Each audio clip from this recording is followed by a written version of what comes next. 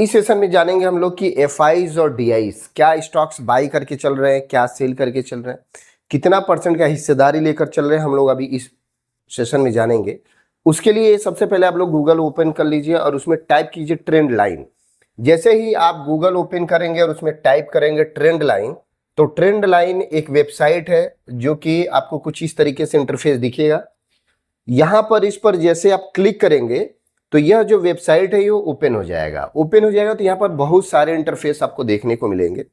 सबसे पहला इंटरफेस आप ऊपर देखेंगे तो सुपर स्टार लिखा होगा। सुपर स्टार मिल रहा है आप लोगों को। ऊपर देखेंगे तो यहाँ पर टॉप पर मिलेगा। इस सुपर स्टार पर आप क्लिक कर दीजिएगा। जैसे ही सुपर स्टार पर आप क्लिक करेंगे तो कुछ आपको इस तरीके से इंटरफेस आपको ओपन हो जाएगा। यानी कि आपको एक जगह दिखेगा इंडिविजुअल, फिर इंस्टीट्यूशंस और फिर एफआईज। यानी कि इंस्टीट्यूशंस वो होते हैं जो अपने देश में होते हैं, जो बड़े बड़े कंपनीज होते हैं वो इंस्टीट्यूशंस में आते हैं। एफआईज यानी जो विदेशी इन्वेस्टर वो आते हैं। डीआईज यानी कि डोमेस्टिक इन्वेस्टर। अब यहाँ पर हम लोग यह देखेंगे कि हमको टारगेट करना है एफआईज को, डीआईज को या इंस्टीट्यूशंस को।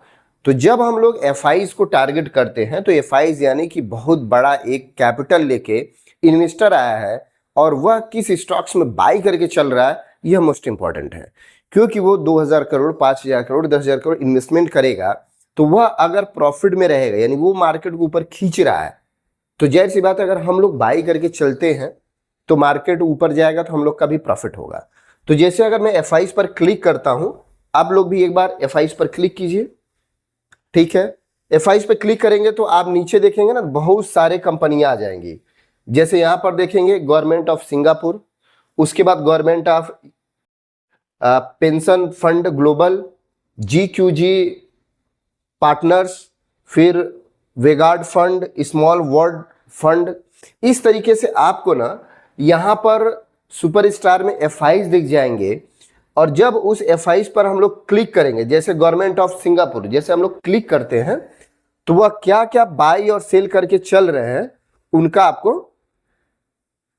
कंपनीज का लिस्ट आ जाएगा। जैसे अभी देखिए यहां पर है इंटरनेशनल जिम्नोलॉजिकल में इन्होंने इन्वेस्टमेंट करके चल रहे हैं जो कि प्रॉफिट में। एक्सिस बैंक है इंटरनल यानी जोमेटो में बाई करके चल रहे हैं। बीएचईएल में करके चल रहे हैं। एचडीएफसी बैंक है, लॉजिस्टिक कंपनी में भी बाइंग करके चल रहे हैं। तो इस तरीके से इन लोग के काफी सारे ऑप्शंस आ रहे हैं। हमेशा एक चीज ध्यान दीजिएगा, जब जहां पर आपका मार्च 2025 से अभी स्टार्ट है, यहाँ पर जो भी बाई करके चलेंगे वो दिखेगा आपको। अगर यहां पर अगर न्यू लिख कर आ रहा है तो यानी कि ये समझिएगा कि उन्होंने अभी बाइंग करके चल रहे हैं।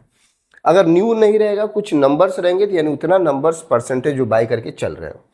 जैसे कि अगर हम लोग बैक आते हैं और किसी दूसरे डीआईज इन्वेस्टर को देखते हैं तो कौन कौन से स्टॉक्स में वो अभी बाई करके चल रहे हैं उस तरीके से दिखेगा।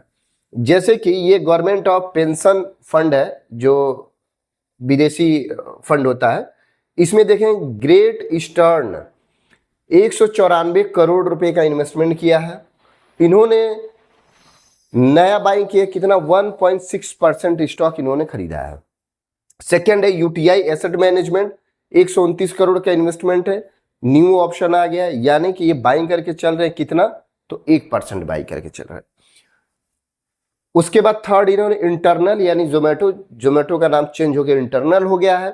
तो इंटरनल इन्होंने जो बाइंग किए हैं 2340 करोड़ का इन्वेस्टमेंट किए हैं। न्यू है यानी कि 1.1%, यानी कि जहां पर न्यू लिखा हुआ रहेगा उसमें उन्होंने बाइंग करके चल रहे हैं।